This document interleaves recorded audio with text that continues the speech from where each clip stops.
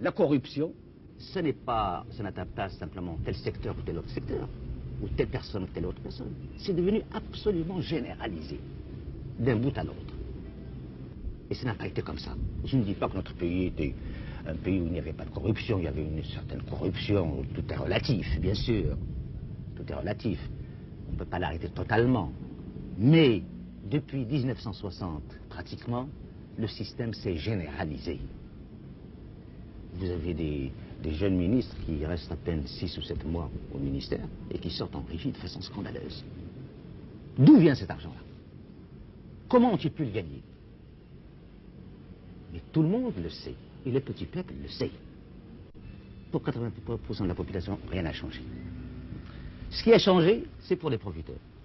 Il y avait, pendant le protectorat, la colonie française, ici, qui était 400 000 ou 450 000, qui était installée dans le secteur moderne de l'économie, les Marocains étaient en marge. Bon. Maintenant, les Marocains ont pris la place des Français qui sont partis, et ils ont la même situation que les Français qui sont partis. Leur niveau de vie est non pas comparable à celui du niveau européen, mais même supérieur. La répartition des richesses, du revenu national est... Ah oui, il y a ceux qui s'appauvrissent et qui continuent à s'appauvrir, et ce sont les millions. Et ceux qui s'enrichissent et continuent à s'enrichir, et ce sont quelques centaines de mille. Et d'ailleurs, ils ne savent même plus quoi faire de cet argent-là. Ils construisent des palais somptueux, avec un luxe insultant, et d'ailleurs un mauvais goût.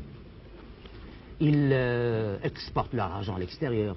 Ils ne ressemblent même pas à la bourgeoisie industrieuse, entreprenante du 19e et du 20e siècle européen. Non, ils n'investissent pas dans leur pays. Ils gaspillent. Alors ça, c'est la maison d'un des hauts fonctionnaires de l'État qui a plusieurs milliers de mètres carrés, un immense jardin et une muraille qui rappelle les forteresses du Moyen-Âge de chez nous. Là-bas, c'est quelques mendiants, comme on en trouve dans les portes des grands responsables du pays, qui attendent la fin du repas de midi pour recevoir peut-être quelques morceaux de pain et quelques restes de couscous ou de méchoui. Là, vous avez une partie d'un des plus grands bidonvilles de la ville de Rabat. Yaqoub El Mansour, c'est le bidonville côtier.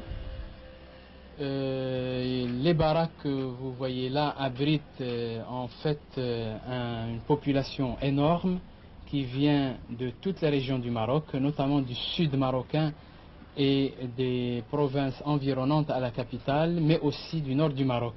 Ces gens viennent à la recherche d'un travail, à la recherche d'un emploi, et une fois dans la ville, ils se heurtent évidemment aux difficultés de trouver cet emploi ou ce travail.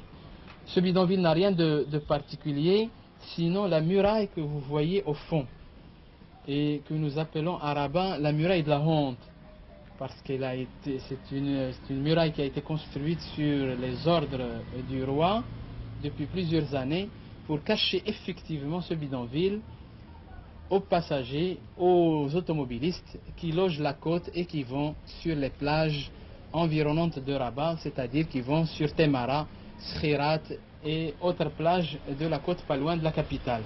C'est exact. À son palais de Rabat. C'est exact, oui. Qu'est-ce qu'on risque à faire de l'opposition quand on est membre d'un parti politique opposé au roi au Maroc? Eh bien, on risque énormément de choses. On risque la prison d'abord, on risque l'enlèvement, on risque la disparition, on risque même la liquidation physique. C'est l'expérience de 10 années ou de 12 années de pouvoir absolu qu'on a eu. Vous avez fait de la prison? Vous avez d'ailleurs en face de vous la prison de Rabat, la prison civile de Rabat, où personnellement j'ai passé 9 mois en détention préventive, et comme le dossier était vide, j'étais libéré à la fin, mais après 9 mois de détention, sans aucun motif valable. Et pensez-vous que les Marocains, l'ensemble du peuple marocain au nom duquel vous parlez, soit mûr pour la démocratie? Mais vous savez, on n'est jamais mûr pour la démocratie qu'en la pratiquant. Il faut bien la pratiquer pour être mûr. Il n'y aurait jamais eu de démocratie en Occident si on n'avait pas commencé. Les gens, quand la démocratie était instaurée dans certains pays occidentaux, eh bien, ils n'étaient pas tellement mûrs pour la démocratie. C'est par la suite qu'ils ont mûri. En effet, c'est une Or, question. pour nous, c'est beaucoup même très important. Les gens ont des besoins fondamentaux. Ils veulent envoyer leurs enfants dans les écoles. Ils veulent les écoles pour tout le monde. Ils veulent des soins, des hôpitaux. Les paysans veulent la terre. Les ouvriers veulent leur salaire garanti et leur avenir garanti. Les fonctionnaires veulent leur retraite garantie. Ce sont des besoins concrets. Vitaux, même. Vitaux. Pour cela, on n'a pas besoin d'avoir des millénaires de démocratie, de parti de démocratie pour l'exprimer. Les gens savent déjà l'exprimer. Quand les étudiants manifestent dans les rues, vous savez, ce n'est pas comme les mai 68 dans les pays occidentaux.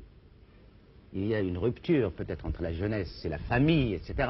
Bon, chez nous, on ne se révolte pas contre une société de consommation. Non, ils veulent la société de consommation. Oui, elle n'est pas encore là. Elle n'est pas encore là.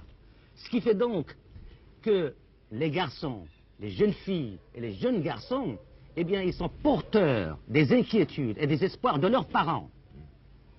Après tout ce que vous m'avez dit, pensez-vous que le roi, dans sa personne et dans son pouvoir, dans sa manière de gouverner, est l'obstacle majeur à ces revendications fondamentales? Eh bien, il est placé là où il est, et du fait qu'il est le chef d'État, qu'il détient tous les pouvoirs, eh bien, c'est à lui de prendre cette initiative. Si l'initiative ne vient pas de lui, eh bien, il faut craindre le pire encore pour l'avenir. Mais nous avons également le souci de la stabilité de notre pays. Nous ne voulons pas que notre pays tombe dans le chaos. Nous ne voulons pas que notre pays soit l'objet de coups d'État successifs tous les 6 mois ou tous les ans ou tous les 2 ans. Nous savons que nous ne pourrons véritablement lutter contre le sous-développement, mobiliser le peuple pour cela, qu'en ayant la stabilité. Et cette stabilité ne peut être, à notre sens, que par la démocratie. C'est pour cela que nous exigeons, que nous demandons, dans l'intérêt du pays, peut-être même dans l'intérêt de la monarchie elle-même, la convocation d'une assemblée nationale constituante, etc., cela ferait un choc. Parce que tout ce qui a été fait jusqu'à présent est complètement dépassé.